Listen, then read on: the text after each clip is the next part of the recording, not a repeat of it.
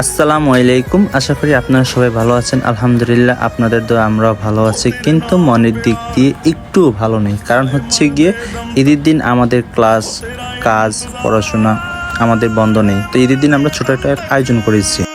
তো গাইস, আমরা ক্লাস শেষ হচ্ছে গিয়ে আমরা একটা ছোটোখাটো পার্টির আয়োজন করলাম। সিনিয়র জুনিয়র অনেক ভাই ব্রাদার ছিল, বাংলাদেশে প্রায় 30-40 জনের মতো। সবাই মিলে আমরা একটা বারবিকিউ পার্টির আয়োজন করছি।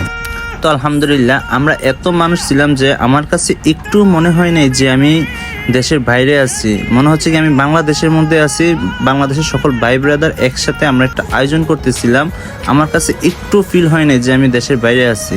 সত্যি কথা বলতে গাইস, দিন আমরা যতই আনন্দ করি না কেন, দিন শেষ আমাদের মনটা পরিবারের দিকে চলে যায়। কারণ হচ্ছে গিয়ে বাবা মা, ভাই বোন, আত্মীয় স্বজন কত না আনন্দ করতে আছে।